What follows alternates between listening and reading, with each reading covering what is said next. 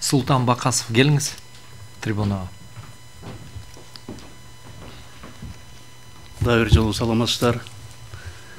Алдыда Бактыгүл Сыртбаевна негизи туулган жер боюнча өзүнүн позициясын, агенттиктин позициясын толуктуу түшүндүрүп кетти. Ошондуктан мен ага токтолбой эле Ашыркул уулунун жергиликтүү мамлекеттик администрация жана жергиликтүү өз алдынча башкаруу органдары жөнүндөгү мыйзамынын 47-ci беренесinin 1-ci bölügü, 2-ci bölügünün 2-ci abzatsı, 53-cü berenenin 1-ci, 2-ci bölüktörünün karmaşılıkların konstitusiyalık emes degen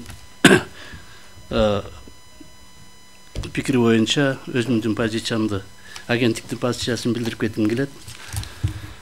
Hurmattуу Ашыркул уулу, siz өзүңүздүн арызыңызда көргөзүп атасыз. Жергиликтүү өз алдынча башкаруу маселелери боюнча Кыргыз Республикасынын Конституциясынын 4-cü бөлүгүндө 111-ден 115-ci беренеге чейин каралган. Ошонун 113-cü беренесинде жергиликтүү өз алдынча 12-ci беренесинде жергиликтүү өз алдынча башкаруу органдары өкүлчүлүктүү жана аткаруу органдарын турарын, аткаруу органдары өкүлчүлүктүү органдарына отчет берерин. 13-cü беренесинде жергиликтүү кеңештер түздөн түз шайланарын, ал эми аткаруу органдарынын жергиликтүү өз алдынча башкаруунун ишмердигин уюштуруу мыйзамда каралары көрсөтүлгөн. Мурунку Конституцияда 10-жылда бул жерде жергиликтүү өз алдынча башкаруу органдары жергиликтүү кеңештер тарабынан шайланар көрсөтүлгөн дагы. Анан азыркы мыйзамда дагы аныкталган. Эми бул мыйзамдын жана мен айтып аткан беренеси бул кызматка бошотуу маселеси болуп турат, дайындоо. Конкретно мына ошого токтолуп мен белгилей кетсем,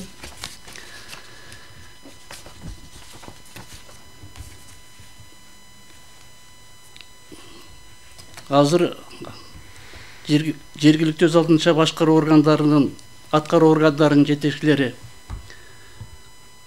шаарлардын мэрлери болсо, райондук маанидеги шаар аким тарабынан, областтык жана республикалык маанидеги шаарлар президент тарабынан дайындалары, айыл өкмөттүнүн башчылары аким тарабынан дайындалары.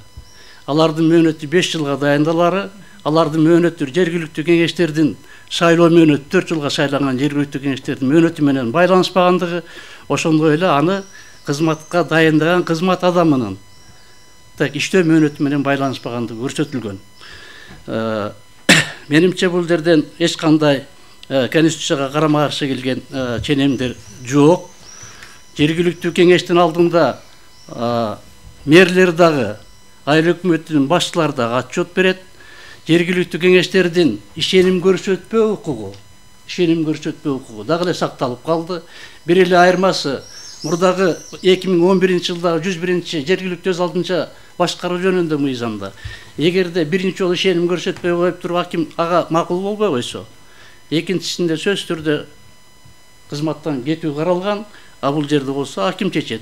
Аким ошол убакта макул болчу болсо деле жүйөлүү өзүнүн эмне себептен макул болгон жок, өз убагында жергиликтүү кеңешке түшүндүрмө берет. Уруксат булматып турабы? Андан сырткары азыр кошумча жергиликтүү кеңештер ишеним көрсөтпөө институтунан бөлөк азыркы мыйзамда эгерде бюджетти аткарбаса, социалдык экономикалык өнүгүүнүн программасын аткарбаса, жана башка маселелерди аткарбаса, аларды кызматынан кетирүү жөнүндө, сунуш берүү жөнүндө кошумча укук берип атат. Бул жерден Конституцияга эч кандай каршы келген нерселер жок деп эсептейм. Көңүл бурганыңыздарга чоң рахмат.